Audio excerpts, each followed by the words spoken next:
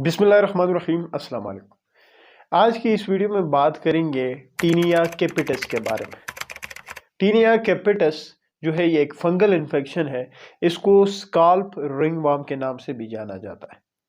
जैसे कि पहले भी काफ़ी सारे वीडियोस में जो कि एक सीरीज चल रही थी हमारे डर्माटोलॉजी की, वहाँ पे मैंने बात की थी फंगल इन्फेक्शंस की कि स्किन के ऊपर मुख्तलिफ जो फंगल इन्फेक्शंस होते हैं और कौन कौन से होते हैं और उनका इलाज कैसे किया जाता है। तो उन स्किन फंगल इन्फेक्शंस में से हमने एक इन्फेक्शन के ऊपर बात की थी जिसका नाम था रिंगवर्म। और हमने कहा था ये जो रिंगवर्म है ये आपके जिल्द के किसी भी हिस्से में निकल सकता है, हाथों में निकल सकता है, आपके पीठ पे निकल सकता है, आपकी छाती में निकल सकता है, आपके टांगों के ऊपर निकल सकता है। और कहने का मकसद ये है कि अगर यही रिंगवर्म आपके स्काल्प में यानी आपके सर के बालों के अंदर निकल आए तो हम उसको टीनिया कैपिटस या स्काल्प रिंगवर्म कहते हैं। अगर बात करें कि इस बीमारी को कैसे डायग्नोज किया जाता है, हमें कैसे पता चलता है कि ये टीनिया कैपिटस ही है यानी स्काल्प रिंगवर्म ही है, तो ये क्लिनिकल एग्जामिनेशन से हम पता लगा सकते हैं। एक और स्किन कंडीशन है जिसको सिब्रोइक डर्माटाइटिस कहा जाता है।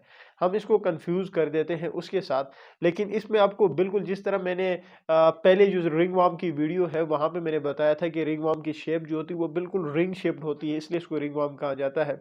साइडों पे रिंग बन जाती है, सेंट्रल पोर्शन जो होता है उसका वो बिल्कुल ब्लैंक होता है, वो खाली होता है।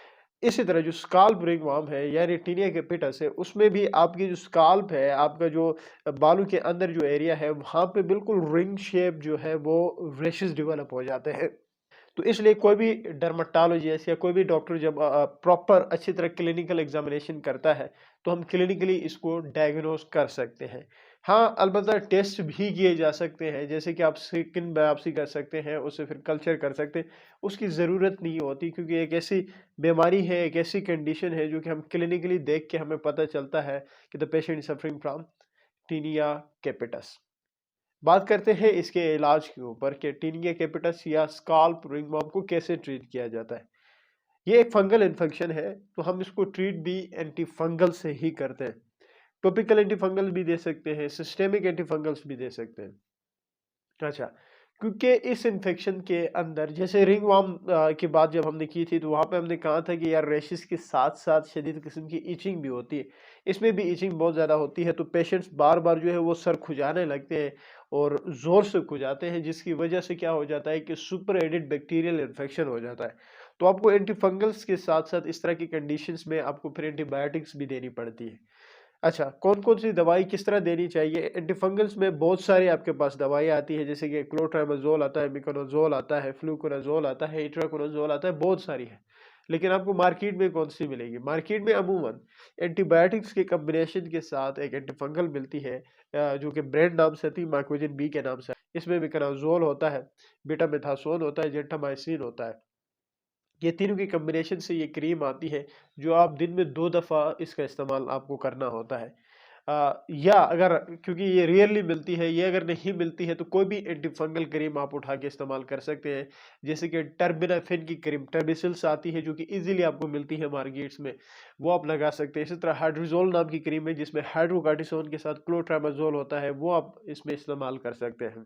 इसी तरह फ्लुकोनाज़ोल की क्रीमें आती हैं, वो आप इसमें इस्तेमाल कर सकते हैं। तो एंटी फंगल्स आप कोई भी एंटी फंगल जब आप किसी भी मेडिकल स्टोर में जाएँगे और वहाँ पे आप कहेंगे कि एंटी फंगल हमें प्रोवाइड करें, तो वो आपको एंटी फंगल्स देंगे। लेकिन याद रखें अगर आप एंटी फंगल ले रहे हैं और उसमें एंटीबायोटिक्स की कॉम्बिनेशन नहीं है, तो फिर आप एंटीबायोटिक के लिए कोई दूसरी क्रीम लें जिसमें बीटामेथासोन, जेंटामाइसिन जैसी एंटीबायोटिक हो, ताकि जो सुपर एडेड इन्फेक्शन है डेफ़िनेटली जितनी भी फंगल इन्फेक्शंस हैं, उन सब में super added bacterial infection must होता है, क्योंकि उसमें इचिंग बहुत ज़्यादा होती है। तो पेशेंट्स क्या करते हैं फिर जो है वो खुजाना शुरू कर देते हैं और जिससे बैक्टीरियल इन्फेक्शन हो जाता है, इवन ब्लीडिंग भी उस जगह से हो जाती है। तो आपने एंटीबायोटिक क्रीमें लाजमी यूज़ करनी होती है।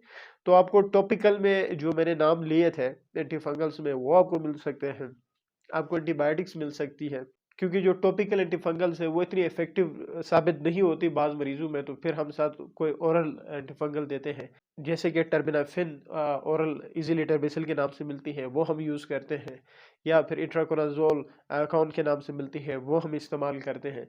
इस तरह फ्लुकोनाज़ोल की भी आपको ओरल एंटीफंगल्स मिल सकती है, वो भी हम साथ पेशेंट को प्रिस्क्राइब करते हैं। और इचिंग ज़्यादा होने की वजह से हम साथ एंटी एलर्जिक्स यानी एंटी हिस्टामिन्स जैसे कि सेट्रिजिन हो गया, लोराटिडिन हो गया, डिसलोराटिडिन हो गया, लिवोसिट्रिजिन हो गया, इबास्टिन हो गया, ये कुछ एंटी हिस्टामिन्स है जो कि हम पेशेंट्स को प्रिस्क्राइब करते हैं। तो ये सारी बातें थी अबाउट टीनिया केपिटस या स्काल्प रिंगवर्म के बारे में। उम्मीद है वीडियो आप लोगों को अच्छी लगेगी। Thank you.